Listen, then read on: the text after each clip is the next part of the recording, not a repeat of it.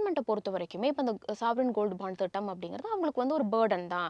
அவங்களுக்கு வந்து ஒரு எக்ஸ்ட்ரா செலவாகக்கூடிய ஒரு திட்டமாக தான் இருக்கு. ஏன் அப்படின்னா, ஒரு தங்கத்தை பிசிக்கலா வாங்குறத தாண்டி இந்த மாதிரி பாண்டா வாங்கும்போது என்ன ரேட்டுக்கு 8 வருஷம் கழிச்சு என்ன ரேட்ல இருக்கோ அதையும் நம்ம ப்ராஃபிட்டா கொடுக்கணும். அதே நேரத்துல இந்த 2.5% ஆஃப் இன்ட்ரெஸ்ட் ரேட் அப்படிங்கிறதும் வருஷத்துக்கு வருஷம் கொடுக்கணும். இது வந்து கவர்மெண்ட்டுக்கு சுமையா அமையலாம் அப்படிங்கிறதுக்காக தான் இந்த திட்டத்தை வந்து குறைக்கிறாங்க. இல்லைன்னா அது வந்து டோட்டலா ஸ்டாப் பண்ண போறாங்க அப்படிங்கிற மாதிரியான ஒரு ஸ்பெகுலேஷன்ஸுமே போயிட்டு இருந்துச்சு. இதற்கிடையில என்ன ஆயிருக்கு அப்படின்னா, பங்கு சந்தைகள்ல விற்பனையாகக்கூடிய அந்த தங்க பத்திரத்தினுடைய மதிப்பு அப்படிங்கிறது உண்மையான பிரைஸை விட 8ல இருந்து 10% வரைக்கும் அதிகரிச்சிருக்கு. ஏன் அப்படின்னா, பங்கு சந்தைகள்ல பழைய பத்திரங்கள்ல வந்து விற்பனை செய்யும்போது இதற்கு முன்னாடி கொடுத்துட்டு வந்துட்டு இருந்த 2.5% இன்ட்ரெஸ்ட் ரேட் அப்படிங்கிறது கொடுப்பாங்க.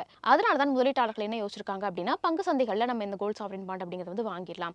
வாங்கிட்டா நமக்கு ஒரு நல்ல முதலீடாகவும் இருக்கும் அப்படிங்கிற ஒரு யோசனையோட அதிக அளவுல வாங்குறாங்க. இதனால தான் அதனுடைய உண்மையான ரேட்டை விட 8 to 10% அதிகரிப்பு அப்படிங்கிறதும் நடந்திருக்கு.